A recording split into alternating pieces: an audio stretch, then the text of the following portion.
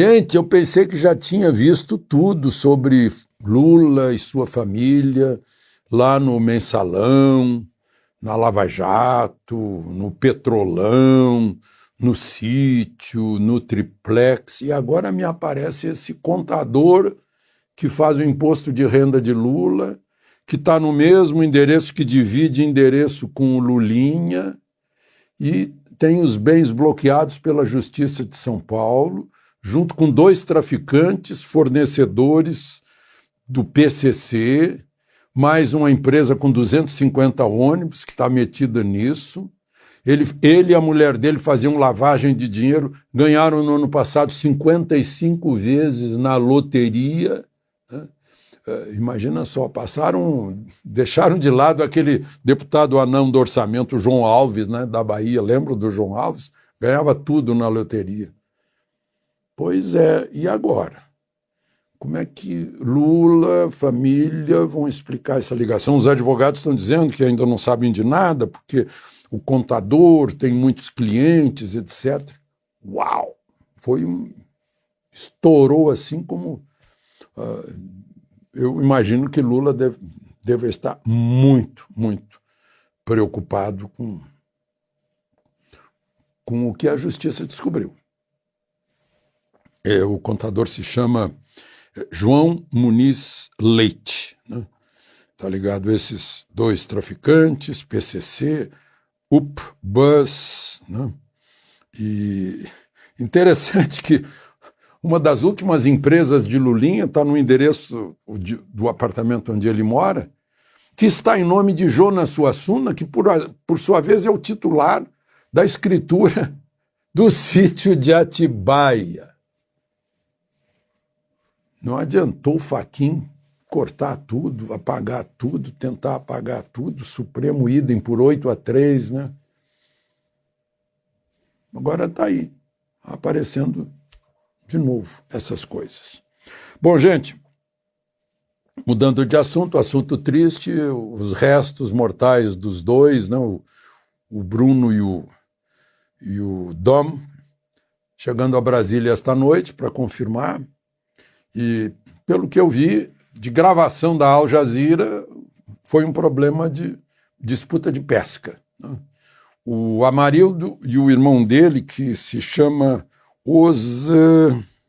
Ozenei, já o ameaçaram, dizendo, olha, isso aqui é a área de pesca da comunidade, não é área indígena.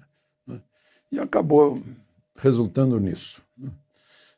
Não é de agora que se decidem as coisas a tiros, né? Eu lembro que 1980 e poucos, eu posei num garimpo, lá no meio da selva, e estava cheio de cruz na pista. E eu perguntei se tinha sido acidente de avião, porque é uma pista em que eu não conseguiria andar de bicicleta naquela pista, e o avião pousou lá. O piloto Mucura posou, estava cheio de lata de combustível para levar para o garimpo. Uma aventura, né? Cheio de cruzes. Eu perguntei, acidente aéreo? Não, acidente com chumbo. Então, essas coisas bem de longe. E falar mal da polícia e não equipará-los aos demais seres humanos. Outra questão importante para a economia é o respeito inclusive à responsabilidade fiscal. O governo Bolsonaro reduziu a relação dívida-PIB, fez uma série de mudanças, fez autonomia do Banco Central, enfim, avançou na lei de liberdade econômica.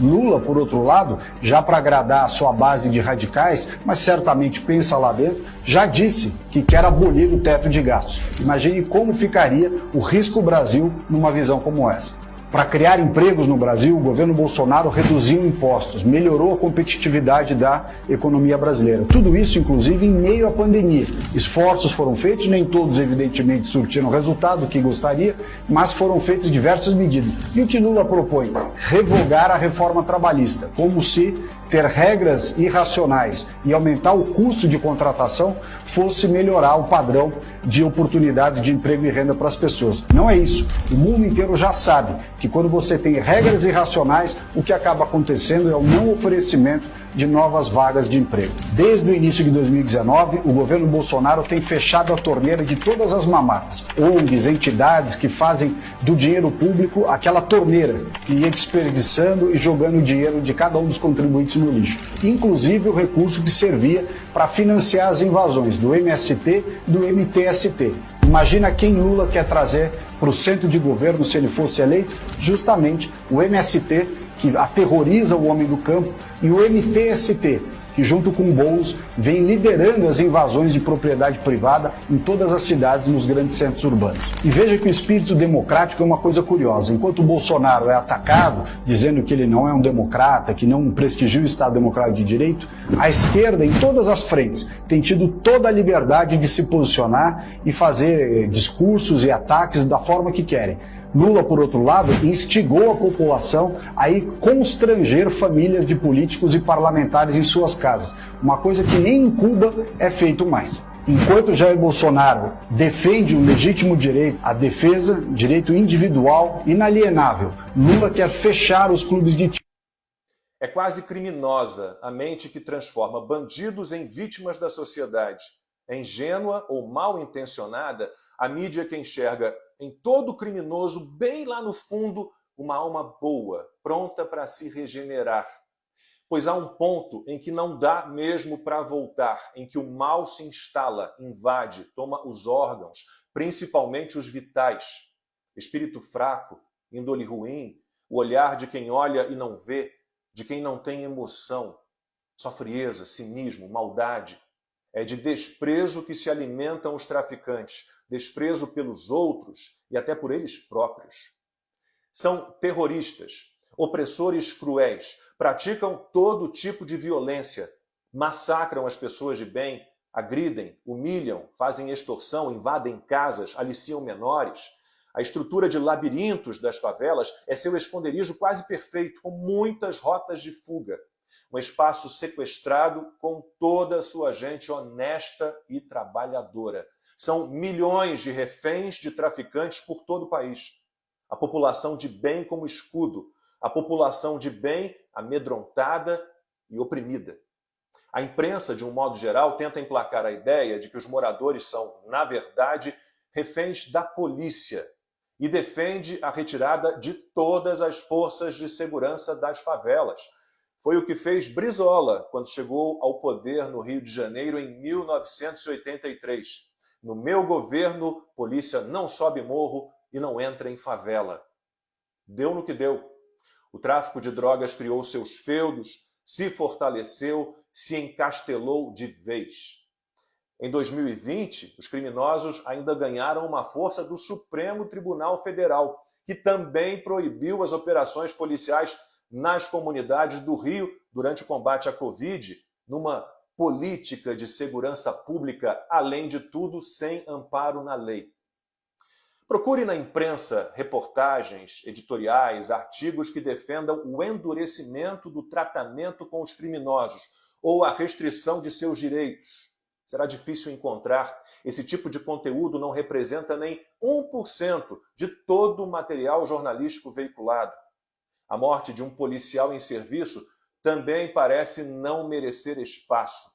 Se um morador da favela, um inocente, é morto por um tiro disparado por um traficante, a pauta é fraca, acaba descartada ou é relatada em poucas linhas. Agora, se há indicação de que o tiro foi disparado por um policial, a pauta se impõe, a produção se movimenta, a reportagem vai a campo, capricham na edição, nos comentários emocionados nos telejornais, antes mesmo da conclusão das investigações. Claro que o combate à criminalidade deve se dar em várias frentes. No trabalho de inteligência, de investigação criminal, no policiamento ostensivo, nas operações policiais, inclusive em favelas. Se há elementos para a deflagração de uma operação policial, ela deve ser feita. Se os policiais são atacados, eles devem reagir. Suas vidas têm sacrifícios e riscos que pouca gente poderia suportar. Possíveis excessos e erros devem ser investigados e, com toda a firmeza, a inversão de valores deve ser rechaçada, ou estaremos todos nós condenados ao caos. Quai, seu app de vídeos curtos.